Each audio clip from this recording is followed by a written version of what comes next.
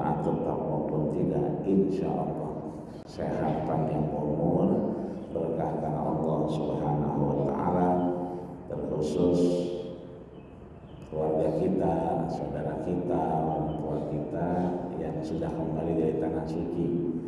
Tentunya innalillahi mi'ah wa isyrina rahmatan.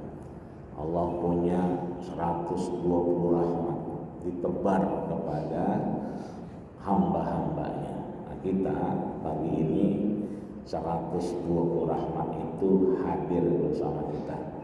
Maka mudah-mudahan yang belum berangkat ke Baitullah, belum jadi tamu Allah, udah daftar haji tapi belum juga diberangkatkan ke tanah suci, mudah-mudahan segera Allah panggil kita menjadi duyufullah wa duyufir rahman. Amin ya rabbal alamin. Ayahanda, bunda, bapak, ibu, hadirin wal hadirat yang dirahmati Allah Subhanahu wa Ta'ala, di kesempatan sebelumnya kita sudah bahas terkait agama itu sebagai nasihat, ad-dinun nasihah. Sahabat bertanya kepada Rasul, liman ya Rasulullah, untuk siapa nasihat itu wahai Rasul?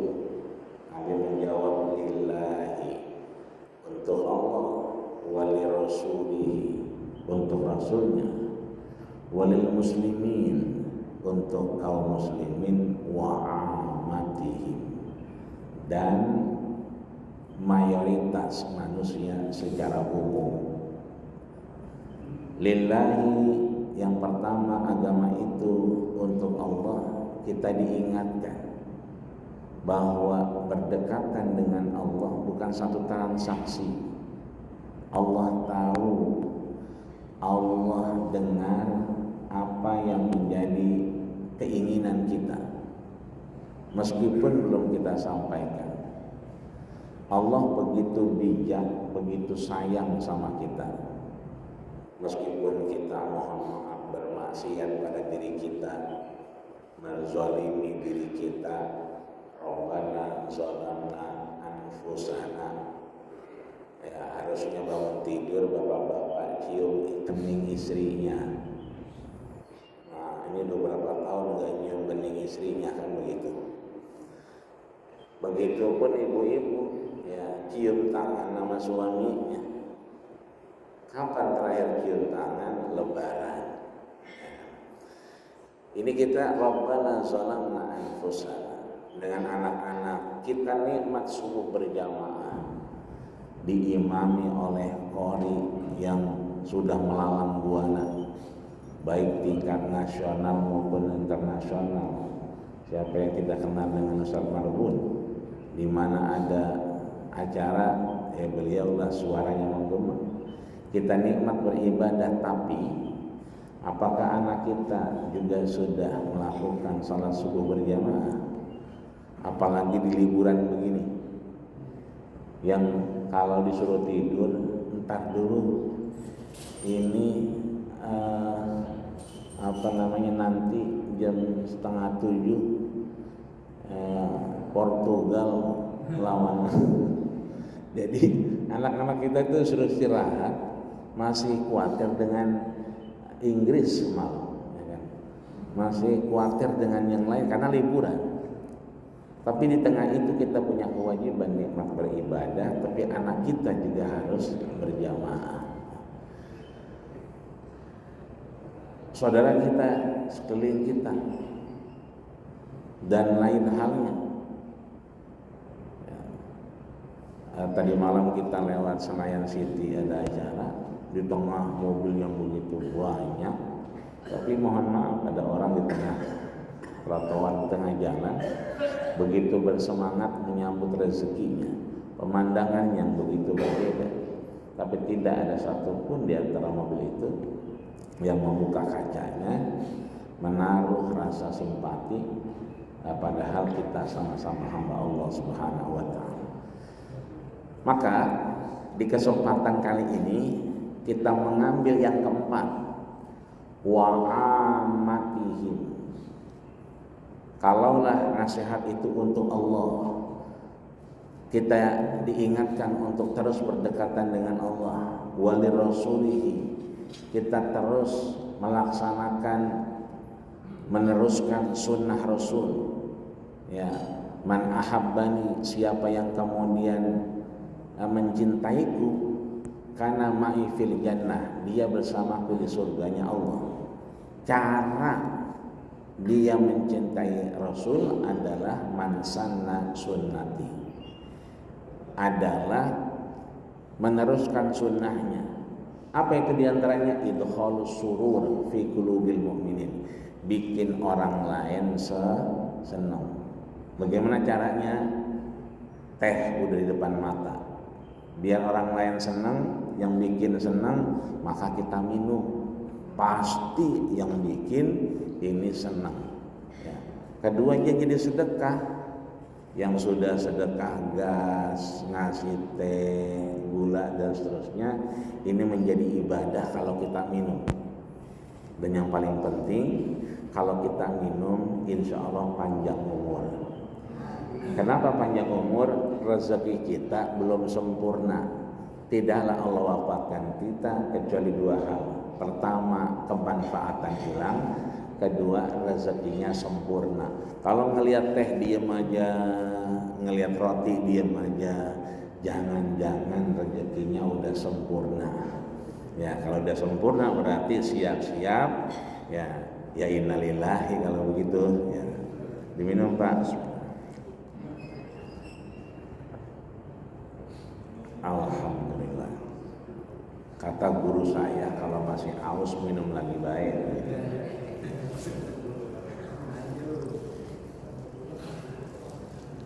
Alhamdulillah. Nah, yang keempat ini adalah wa'amatihim, manusia secara umum. Maka diteruskan oleh Imam Nawawi pada hadis yang ke-8.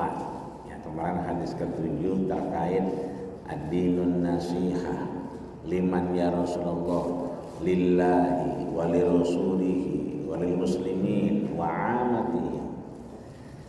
Untuk Allah, Rasul, kaum muslimin dan manusia secara umum. Maka di ke-8 ini adalah apa yang kita lakukan subuh ini merupakan bagian kita memilih jalan jihad, jalan bersungguh-sungguh untuk mendapatkan ya nasihat Allah, ya bimbingan Allah, ya rezeki istiqomah, dan Allah tutup hidup kita dengan husnul khatimah. Ada kesungguhan dan ada perlindungan. Dari mana kita tahu? Dari apa yang disampaikan Rasul. Kita baca sama-sama. Bismillahirrahmanirrahim. An Ibni Umar radhiyallahu anhuma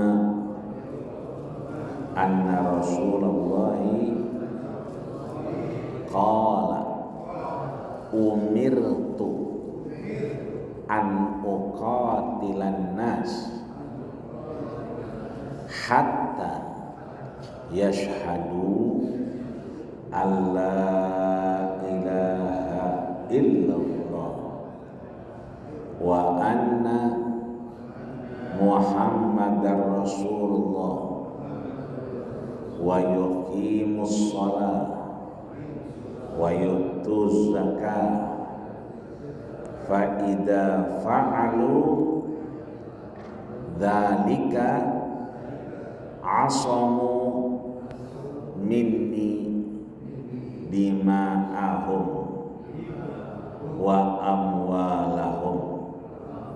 Sadaqallahul azim wa sadaqa rasulun nabiyul karim wa nahnu ala dzalika minasyahidin syakirin walhamdulillahi rabbil alamin. Hadis ini disampaikan oleh Ibnu Umar. Ibnu Umar berarti Ibnu anak Umar, berarti anaknya Umar. Umar siapa? Amirul Mukminin, yang kalau idza qa'ada qama. Yang kalau duduk dia itu kayak orang diri. Saking tingginya, saking tegaknya, saking kuatnya ini orang. Idza qa'ada, yang lain pada duduk, dia juga duduk. Cuman duduknya dia kayak orang diri, tinggi, tegak. Fa idza masya, kalau dia jalan ketahuan, istahza'a, tiang-tiang pasar tuh gemeter. Ini datang nih. Orangnya belum kelihatan, tapi tandanya udah bisa ditebak. Fa idza takallama, kalau ngomong itu asma, kedengeran lantang. Fa idza doroba ajaa, kalau dia mukul itu pasti yang dipukul KO. Saking kuatnya ini orang. Beliau menyampaikan umirtu. Jadi amaro, ya fi'il amar berarti perintah. Umirtu berarti aku diperintahkan. Siapa yang merintahkan? Ya Rasulullah. Ya. Kalau Rasul kemudian diperintah, berarti yang merintah siapa? Allah. Maka Ibnu Umar mengulang apa yang disampaikan Nabi ketika Nabi menyatakan umirtu. Kalau jatuhnya ke Nabi, yang diulang oleh Ibnu Umar, berarti yang diperintah siapa? Nabi. Karena Ibnu Umar mendengar dari Rasul. Umirtu berarti yang ngomong Rasul. Kalau yang ngomong Rasul berarti umirtu, aku diperintahkan. Berarti yang memerintahkan Nabi siapa? Allah. Maka perintah ini diteruskan kepada Ibnu Umar, disampaikan kepada sahabat-sahabat Rasul. Buat ngapain? An uqatilan nas. Ini hadis kalau diartiin secara harfiah bahaya, repot. An uqatila, qatala yuqatilu, apa itu? Membunuh. Ya. Umirtu an uqatilan nas, aku diperintahkan untuk membunuh manusia. Wah, bisa nggak ada orang ntar di komplek perdagangan RI ini main bunuh-bunuhan, ya kan? Nanti hadis ini bisa kita pahami dengan hadis yang lain. Tapi kita lihat dulu literasinya, bahwa Rasul diperintahkan uqatila, membunuh, ya kalau secara harfiah. Tapi kalau kita lihat kamus, qatala bisa membunuh, qatala bisa memerangi. Nah, Rasul itu Rahman, memiliki rasa kasih sayangnya Allah, diludahin, ya nerimain, diludahin aja, nggak kesel.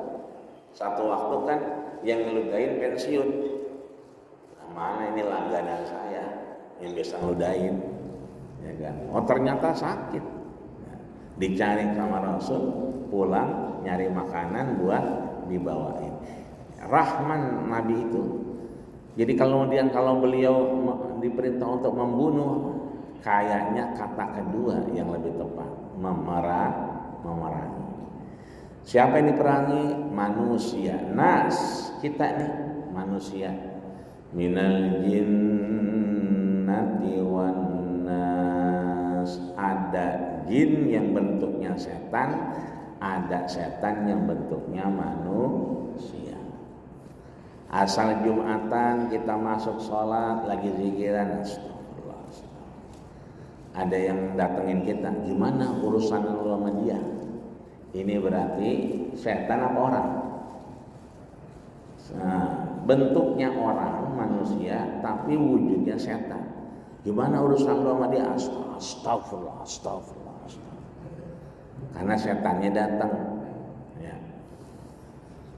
Kita lagi di masjid, ya kan? Dia lagi nunjukin nih, ya kan? Emang begitu orangnya, ya kan? Astagfirullah. Itu setannya. Kalau kita lagi pengen ibadah, dia ajak ngapain? Ghibah hasanah.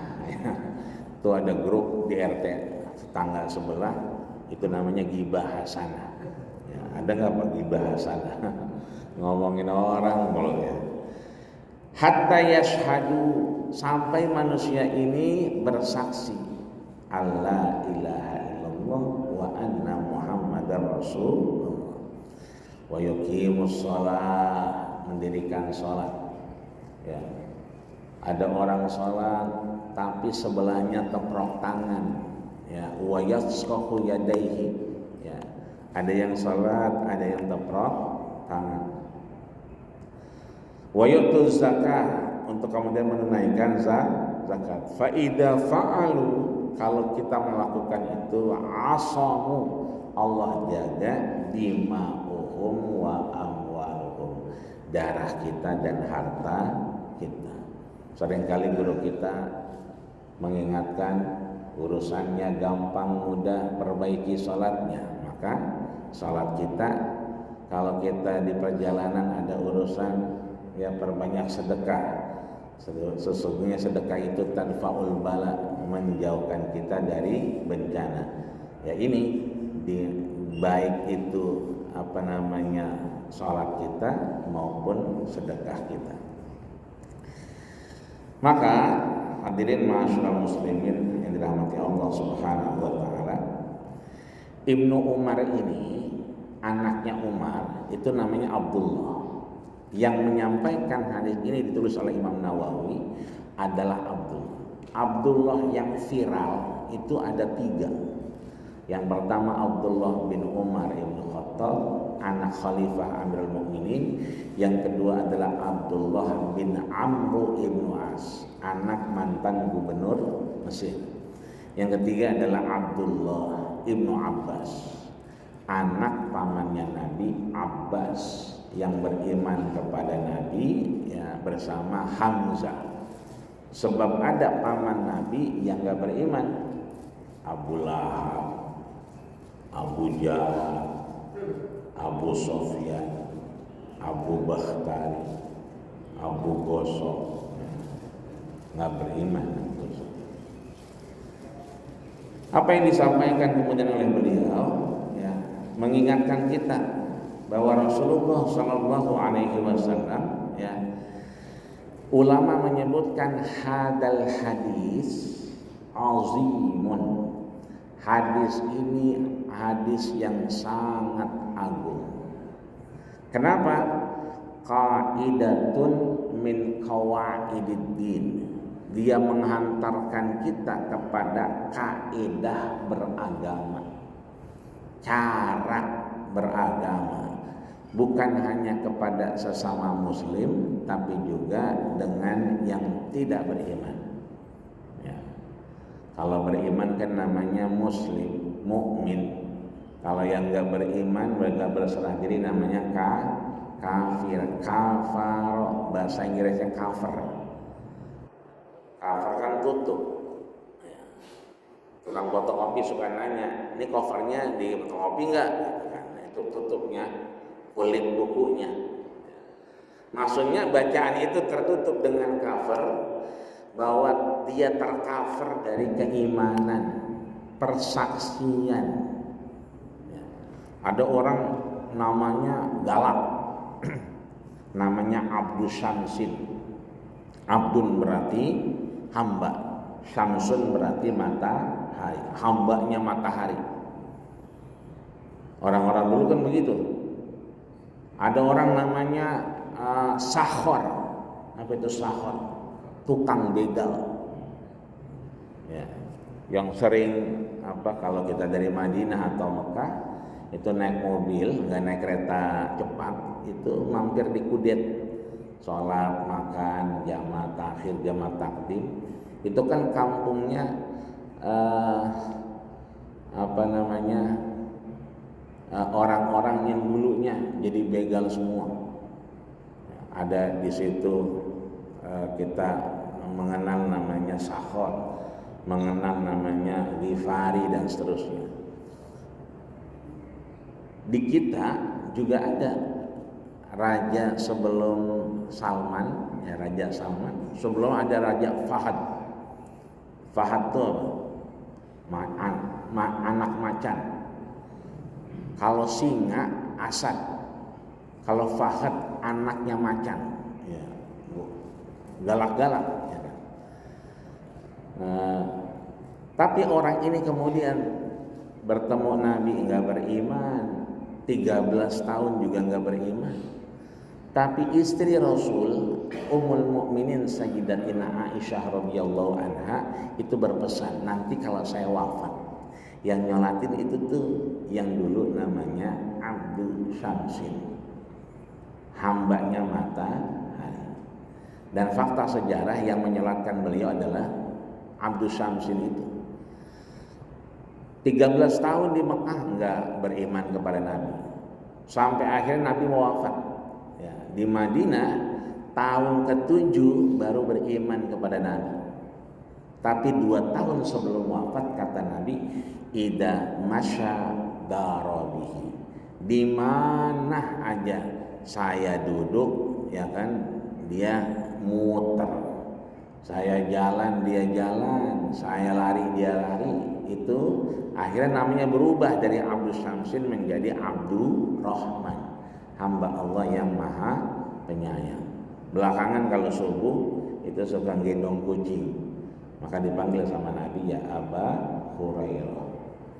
13 tahun gak beriman, 7 tahun gak beriman, mendekati Rasul wafat baru beriman. Tapi sebelum Nabi wafat memang tertancapkan yang namanya asyhadu alla ilaha illallah. Maka hadis ini adalah kaidah yang sangat menguatkan kita dalam melakukan kegiatan. Apa kaidahnya? Kaidah yang disampaikan oleh Nabi bahwasanya yang pertama, Rasulullah Shallallahu Alaihi Wasallam itu memberikan kita jalan, bahwa yang namanya perjalanan ada yang khusus, ada yang umum. Maka yang khusus itu kita lakukan antara kita dengan sesama orang beriman, namanya hablum minannas. Saling menasehati, hadis yang sebelumnya. Saling berinteraksi, hadis sebelumnya. Saling memberikan ruang, mana yang halal, mana yang haram, mana yang subhat.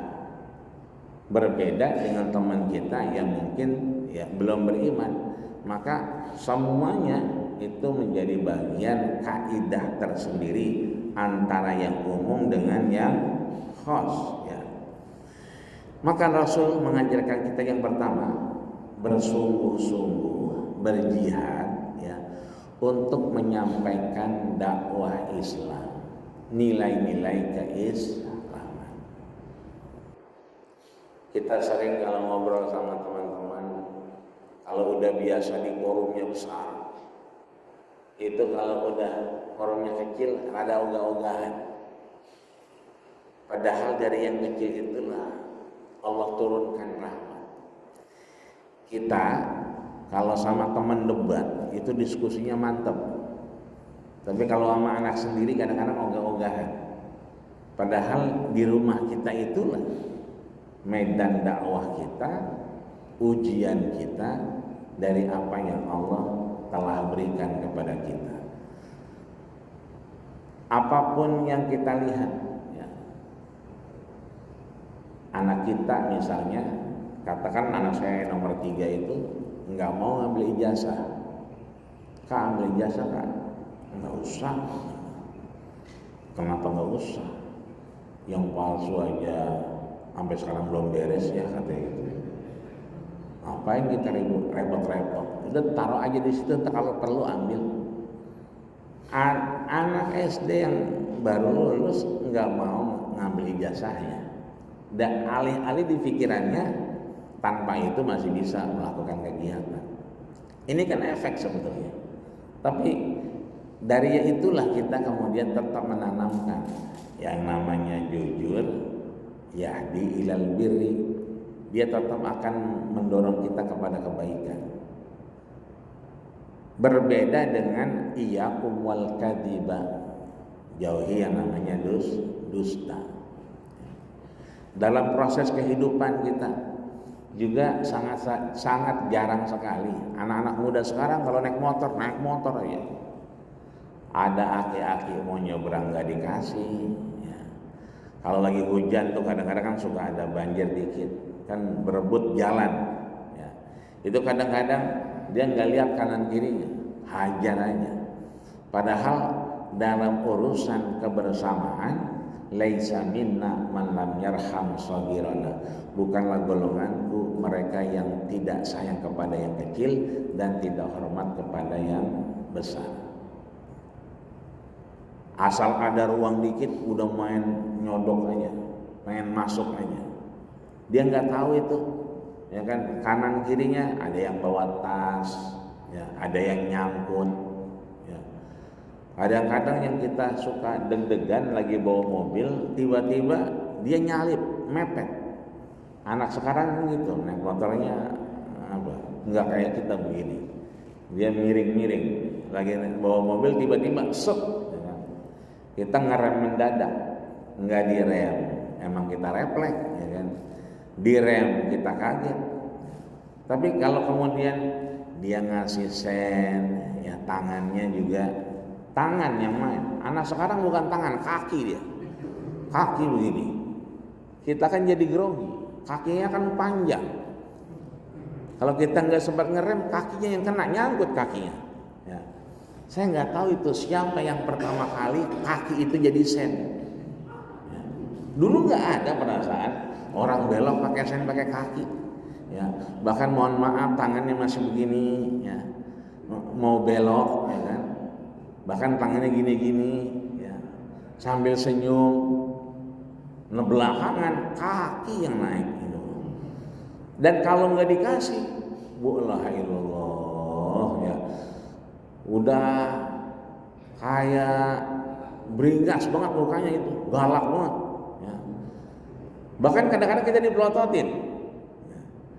Kalau hal-hal demikian sebetulnya kita akan tetap terus bersingguhan dan kita akan tetap diminta oleh Allah dengan perintah umirtu an uqatil, terus memberikan warna bersungguh-sungguh dalam menyampaikan nilai keagamaan. Yang kedua,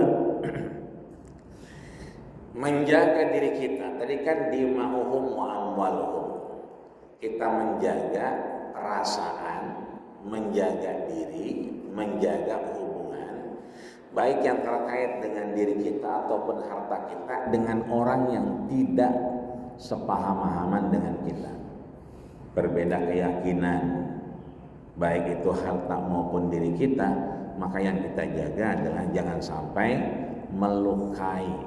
Kalau bahasa Imam Nawawi, ada. Apa itu ada? Melukai. Yang pergi haji banyak utusan-utusan. Ya, ada pemerintahan, ada kedinasan. Yang memang haji itu banyak modelnya. Ada haji abidin, ya, berarti haji atas biaya dinas. Ya. Kan ada tuh 400 orang diundang oleh Raja Saudi. Nah itu abidin tuh, ya, haji atas biaya dinas. Ya, diundang juga, dibekelin juga. Ya. Ada yang alhamdulillah ya haji mansur, ya, halaman digusur. Tetangga saya tuh tukang ini Pak, tukang kemangi, dijual sama tukang pecel lele. Dia nanam kemangi, tapi itu duitnya sampai 12 M. Dagang kemangi doang.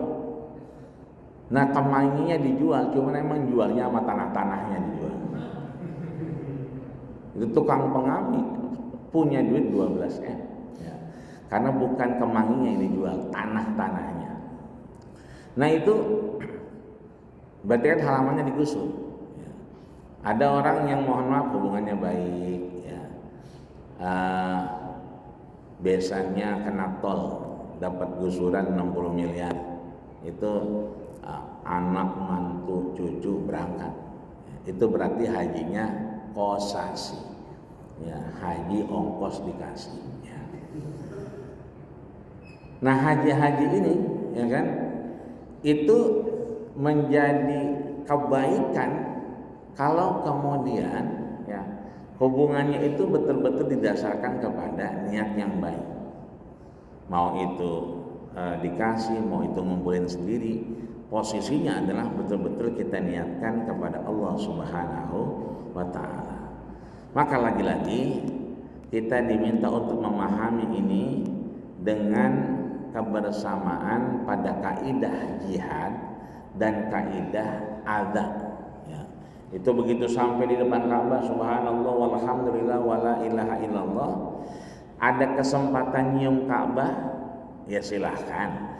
Ada kesempatan nyium Hajar Aswad, boleh. Cuman yang nggak boleh ida. Apa itu ida?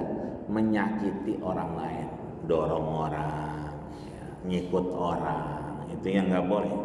Ya sama kita dalam urusan dengan yang tidak beriman juga posisinya kita diminta untuk menjaga diri dan menjaga harta untuk kemudian mencegah kezaliman yang datang, baik itu secara langsung maupun tidak langsung. Saya coba masuk kepada hadis yang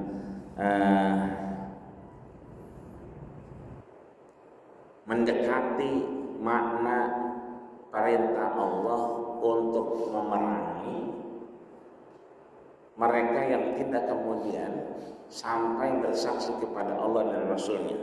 Ya. Itu kalau kita sholat, mohon maaf, biasanya ada sutroh, ada yang nandain kita, baik itu bentuknya papan kecil.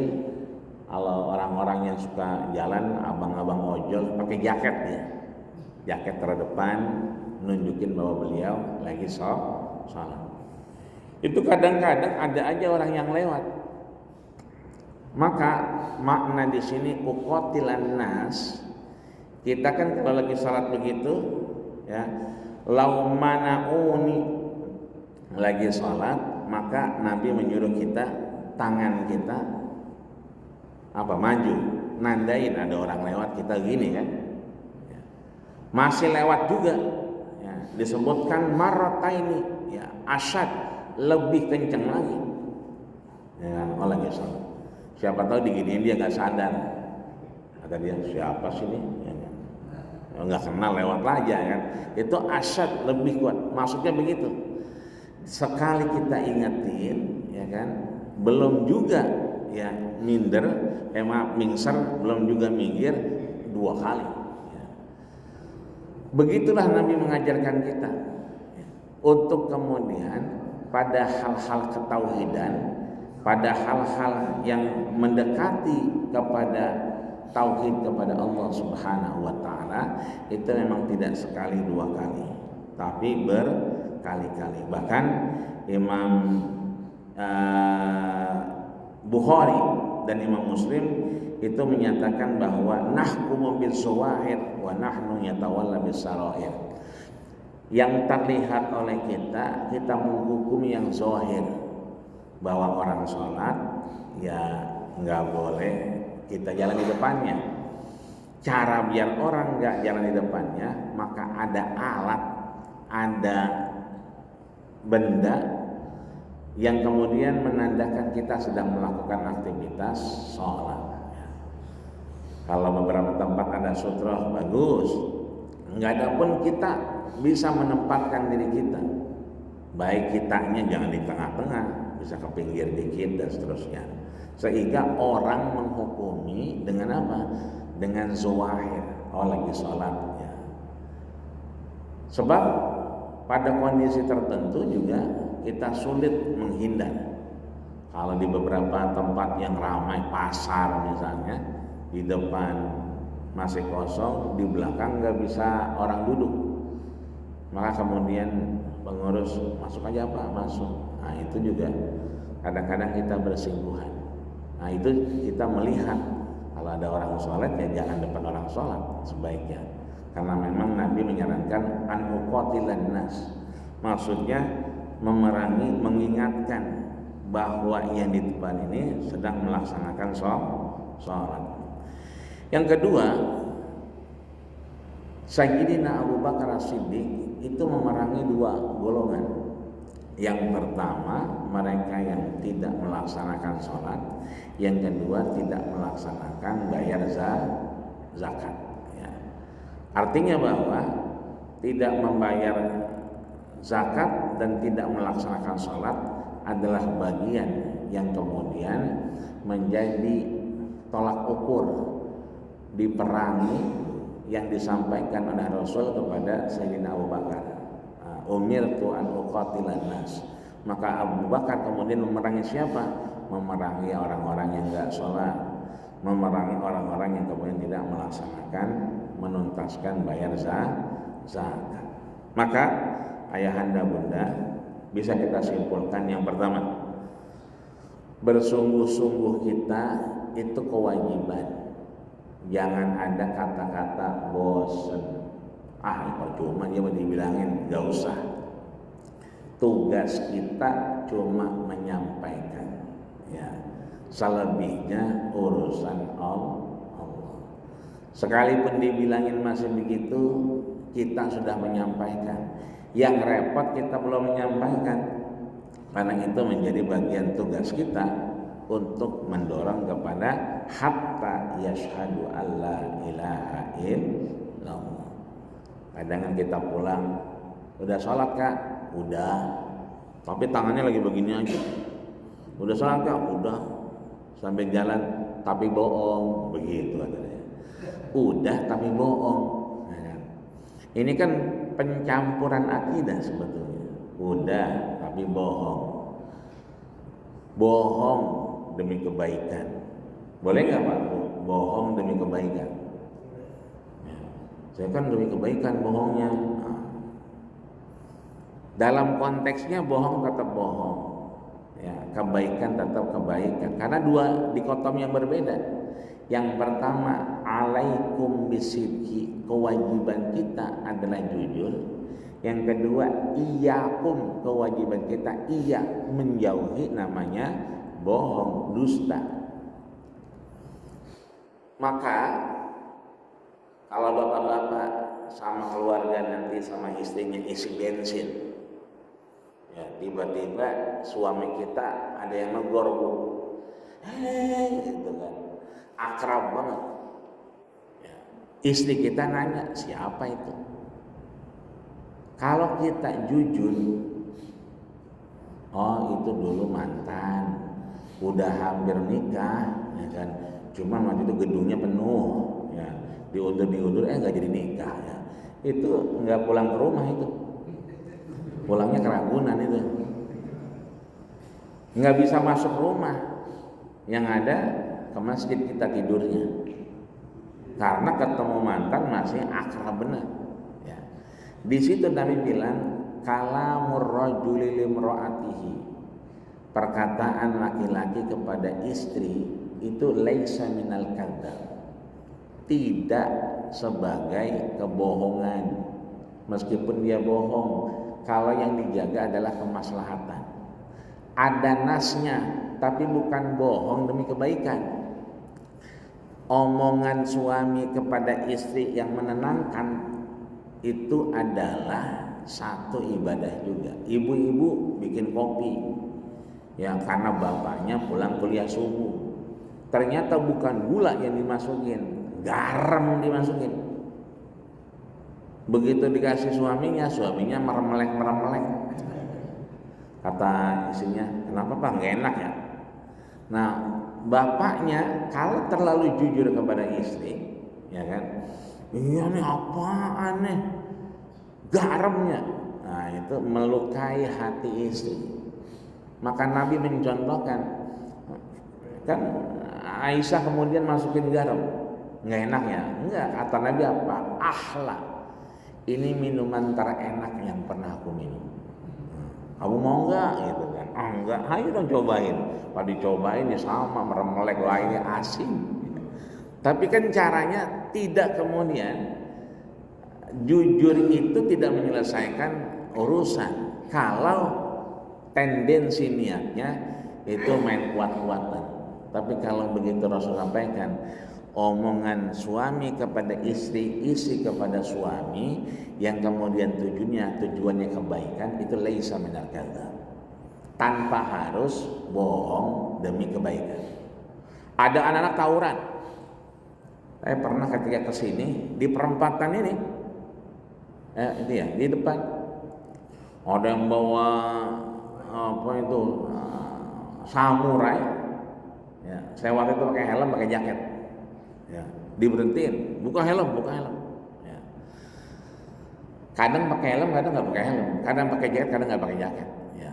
Begitu dibuka, kadang pakai gamis. Ya, lewat Pak, lewat. Ya, lewat, pakai gamis. Ya kan. Tapi begitu belok dari jengkol ini, ngelihat orang tawuran begitu, kan kita deg-degan juga. Ya, aduh, ya kan.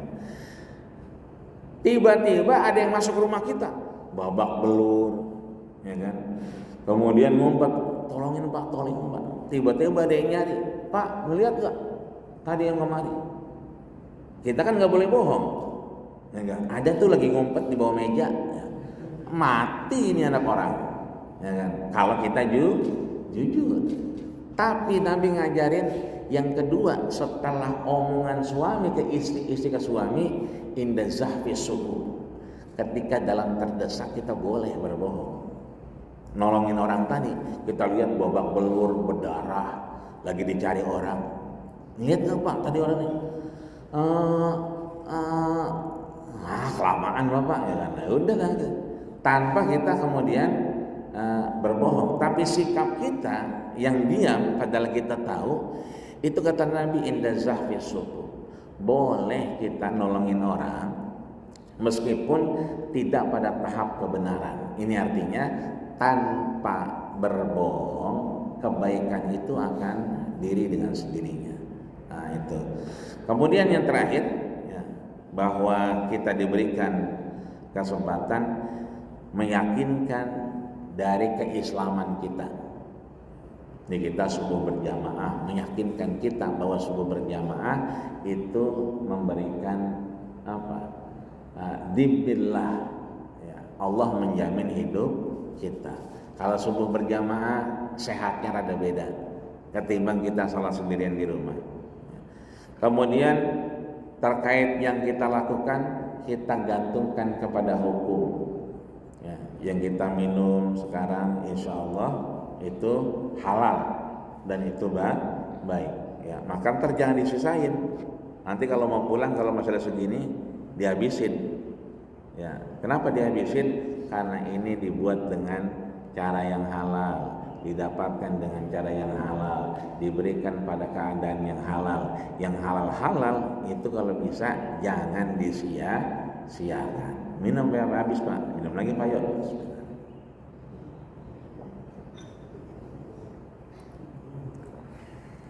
Terakhir, berpasrah diri kepada Allah Subhanahu wa taala dengan tawakal. Tawakal bukan berarti berhenti. Tawakal adalah dia tetap melakukan kegiatan. Ya. Disitulah nilai tawakal. Bukan berarti tawakal aja dah, enggak. Nabi mengikat apa? Buruk. Ya, habbalahu, buruk itu diikat.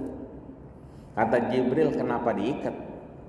Khuliqa buruk khosan li Rasulillah. Allah menciptakan buruk khusus buat kamu Rasul. Jadi ada pinnya. Karena ada sekarang tuh motor-motor yang jalan sendiri. Nggak ada orang yang jalan sendiri, itu motor baru keluar. Terus dia nggak bisa jatuh. Jadi ibu-ibu kalau pakai ini enak nih, nggak usah pakai sen dia. Ya, karena dia kaki nggak nepak pun dia nggak jatuh. Ya. Nah itu ngidupinnya pakai chip. Ya, pakai handphone yang sudah diupload dengan fitur dia. Itu artinya motor itu nggak bisa hidup kalau bukan nama yang punya. Buruk itu diciptakan khusus untuk Rasul, tapi Nabi ngapain? Habbalahu, diikat. Kata Nabi apa? At-tawakkul bi ghairil asbab la yuqbal indallah. tawakal tanpa sebab bukan yang diajarkan Allah. Tawakal itu dengan sebab. Ya, Pak, motor udah dikunci belum? Oh, tawakal aja. Ya kan? Ternyata kuncinya ngantel di situ, BPKB STNK di dalam boxnya. Ya, itu berarti sedekah dia. Ya kan, mau ambil motor ada BPKB-nya, ada STNK-nya. Ya kalau punya STNK BPKB, taruhnya di tempat lain, jangan di jok. Jadi sekalipun ada hal-hal yang tidak di luar kita inginkan, maka itu namanya tawakal. Tiba-tiba ingat, udah digembok belum ya? Nah, turun, ya kita pastikan itu namanya tawakal. Enggak, tawakal aja dah, Bismillah. Kayaknya udah. Ya. Itu artinya bahwa tawakal itu dengan perbuatan. Mudah-mudahan datangnya kita subuh hari ini dalam rangka kita bertawakal kepada Allah. Mudah-mudahan kita dimasukkan ke dalam surganya. Allah kumpulkan kita bersama para nabi dan orang soleh, sehingga mudah-mudahan kita semua bisa husnul khatimah. Amin ya rabbal alamin. Al-Fatihah.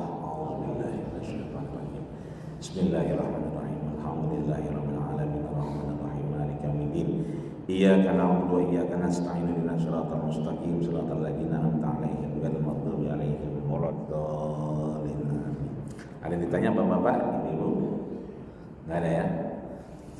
Astaghfirullahaladzim, astaghfirullahaladzim. Lakal hamdu ya karim ya maulana ya ma'bud. Allahumma salli ala Muhammad wa ala ali Muhammad walhamdulillahi rabbil alamin. Allahumma ja'al jam'ana hadha jam'an marhuma. Ya Allah, jadikanlah kami yang hadir ini orang-orang yang maksum. Kau ampuni, kau gugurkan dosa dan kesalahan kami ya Allah. Lakal hamdu wa ilaikal mustaka. Pagi ini Allah kami datang memuja dan memujimu di Masjid Baitur Rahman ya Allah. Wa ilaikal mustaka, kepadamulah kami mengadu, kami berkeluh kesah, kami memohon, kami meminta kepadamu ya Allah. Antal musta'an wa antal musta'an, engkaulah yang maha menolong ya Allah. La haula wa la quwwata illa billahil aliyyil azim. Rabbana ighfir lana walaina warhamhuma kama rabbayana shighara. Rabbana atina fid dunya hasanah wa fil akhirati hasanah wa qina adzabannar. Taufana mal abrar ya aziz ya ghafar. Walhamdulillahi rabbil alamin. Kita tutup dengan doa kafatul majlis. Subhanakallahumma wa bihamdika asyhadu an la ilaha illa anta astaghfiruka wa atubu ilaik. Terima kasih segala perhatian, mohon maaf segala kekurangan.